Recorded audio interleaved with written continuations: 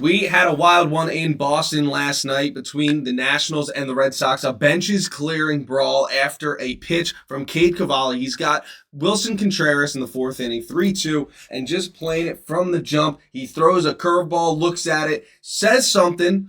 Wilson Contreras looks out. Are you talking to me? Why are you talking to me?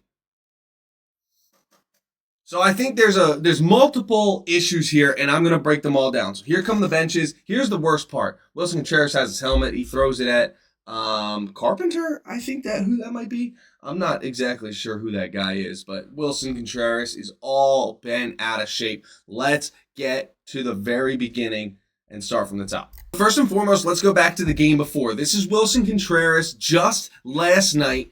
He pimps this ball out. Look at this bat flip.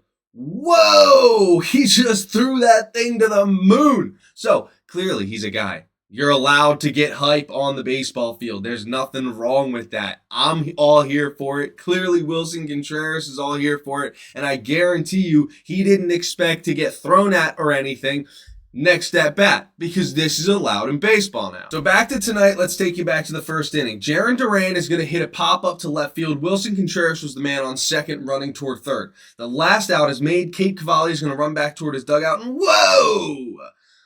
That is considered quote-unquote bad baseball etiquette. You don't run right in front of the pitcher while he's trying to, basically cutting him off on the highway.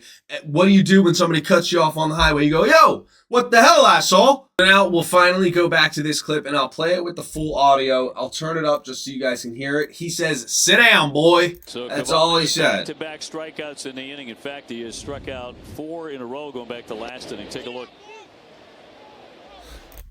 Now, if you guys know Wilson Contreras, you guys know he doesn't take any shit. He gets real mad real fast every time pitchers want to talk shit and get hype. I personally don't take sit down boy as anything personal or anything that should be taken. I know they were talking about maybe it's racist.